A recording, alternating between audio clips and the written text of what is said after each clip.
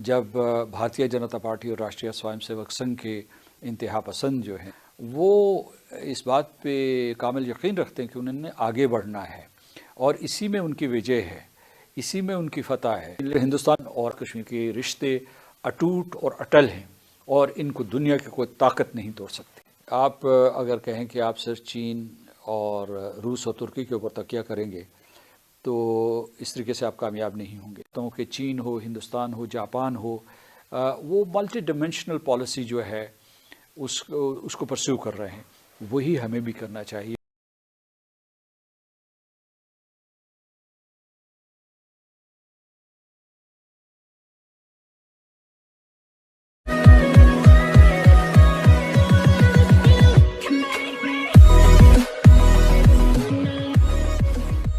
नमस्कार दोस्तों, अब यहाँ पर बात हो रही है प्रधानमंत्री मोदी के बारे में, आरएसएस के बारे में, अमित शाह के बारे में। मैं गारंटी देकर कह सकता हूँ कि इस भाई साहब ने आरएसएस के बारे में इवन विकिपीडिया से भी नहीं पढ़ा होगा। उसने डिटेल जानने की कोशिश भी नहीं की होगी कि ये आरएसएस है क्या। कई बार इंडियन गवर्नमेंट या फिर कहे कि ढके छुपे तरीके से कह चुकी है कि हमें कश्मीर के अलावा किसी भी चीज़ में इंटरेस्ट नहीं है, हमें सिर्फ पीओके लेना है।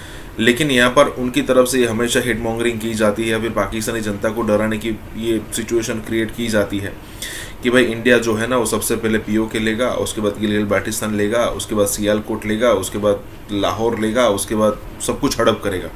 और आरएसएस की आइडियोलॉजी ही यही है, अखंड भारत वाली। तो ये सिचुएशन हमेशा ख़राब होती रहेगी पाकिस्तान, मतलब ये डराने की बात है जनता को। लेकिन अगर कोई भी भाई साहब ज़रा थोड़ा डिटेल में जाकर पढ़ेगा तो उनको पता चलेगा कि भाई हम पूरा पाकिस्तान लेकर करेंगे कि ये 20-25 करोड़ की जाहिल आवाम को लेकर हम क्या करेंगे, हमें सिर्फ पीओके चाहिए। तो यहाँ पर यही बात हो रही है। इसी के साथ ही वीडियो शुरू करते हैं। इंडिया ने की, आप समझते हैं कि वहाँ से कोई रास्ता है वापसी का उनके लिए? क्योंकि उनके अपने यहाँ भी इस पर बहुत ज़्यादा क्रिटिसिज्म हुआ।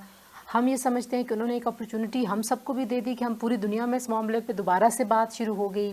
हमारे लिए तो इस क्राइसिस में एक अपॉर्चुनिटी थी। रास्ता है को वापसी का? वापसी का रास्ता तब होता है जब चलने वाला ये फैसला करे कि मैं वापस लौटूंगा। जब भारतीय जनता पार्टी और राष्ट्रीय स्वयं सेवक संघ के इंतहा पसंद जो हैं वो इस बात पे कामिल यकीन रखते हैं कि उन्होंने आगे बढ़ना है और इसी में उनकी विजय है, इसी में उनकी फ़तह है। तो वो तो कह रहे हैं कि हम आज़ाद कश्मीर के ऊपर चढ़ाई करेंगे, वो तो कहते हैं कि वो अक्साई चीन जो है फ़ौजी ताकत से चीन से छीनेंगे, वो तो ये कहते हैं कि वो पाकिस्तान को तबाह बर्बाद करके अखंड भारत कायम करेंगे, वो तो ये कहते हैं कि जनाब हम बलूचिस्तान में भी आ जाएंगे, बलूचिस्तान को छीन ले। यही तो चाहता है हिंदुस्तान, यही तो नरेंद्र मोदी और मोहन भगवत और जो इनका जो क्या नाम है अमित शाह चाहते हैं। तो कहने का मतलब ये है कि आप सब लोग जो है आंखें खोल लें और तैयार हो जाएं। तो कहने का मतलब ये है कि वहाँ एक ऐसी ताकत उभरी है, ये इसलिए कि हिंदुस्तान और आज़ाद कश्मीर, पाकिस्तान और मकबूजा जम्मू कश्मीर के रिश्ते अटूट और अटल हैं और इनको दुनिया की कोई ताकत नहीं तोड़ सकती। बराह रास्त एक असर है कश्मीर कॉज के ऊपर। बहुत सारे लोग समझते हैं कि कश्मीर के इर्द गिर्द जो मारूजी हालात हैं, ज़मीनी हक़ाइक़ हैं, वो बदलना शुरू हो गए हैं क्योंकि दुनिया अब शायद यूनिपोलर से मल्टीपोलर हो रही है या हम पोलर चेंज कर रहे हैं, नई सुपर पावर बन रही है जो कि हमारे रीजन में है या बन चुकी है।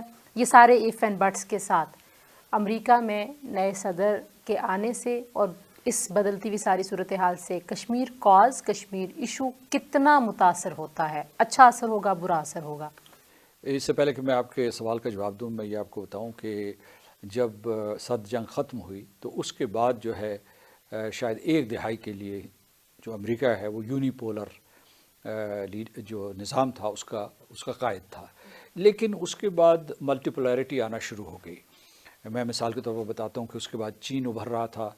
जब आप अर्ली 2000s में जाएंगी इस सदी के आगाज़ में तो उसकी जो माशी तरक्की भी बहुत तेज़ हुई और हिंदुस्तान वो भी एक ताकतवर रक़ीब के तौर पर उभरा और फिर यूरोपियन यूनियन सकते हैं। जब आप मल्टीपोलैरिटी का जिक्र करेंगे तो हिंदुस्तान को खारिज न कीजिएगा। कश्मीर के सिलसिले में आपको बताऊं कि ये जो 40 के अशरे की अवाखिर में, 50 की दिहाई में और 60 के अशरे तक जो है अमेरिका हमारी मदद करता रहा क्योंकि हम उस वक्त उसके हलीफ थे।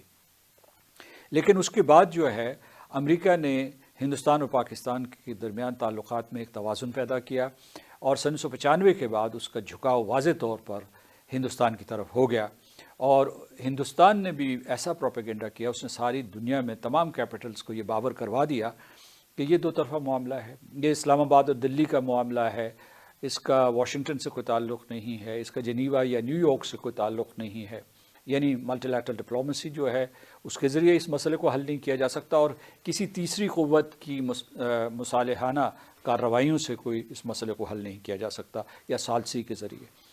تو آپ آج بھی جائیں نا، اگر مثلاً فرض کیجیے کہ برطانیہ میں وہاں ہاؤس آف کامنز میں بیٹھیں، تو اگر کوئی جو ممبر آف پارلیمنٹ ہے وہ ایف سی او جو ان کا دفتر خارجہ ہے، وہ کہیں گے جناب یہ دو طرفہ معاملہ ہے، ہم ہندوستان اور پاکستان کی حوصلہ افزائی کریں گے کہ وہ اس مسئلے کو حل کریں۔ تو میں یہ 5 اگست سے پہلے اور بعد کی سچویشن پہ آپ سے پرٹیکولرلی پوچھوں گی، لیکن ایک آپ نے لفظ استعمال کیا ثالثی، کوئی تیسرا فریق جو دو ممالک کے درمیان معاملہ ہے اس میں ثالثی نہیں کر سکتا۔ صدر ٹرمپ نے کہا ابھی جانے سے کچھ عرصہ قبل ہی 5 اگست سے پہلے پچھلے سال، انہوں نے کہا جی کہ میں ثالثی کے لیے تیار ہوں۔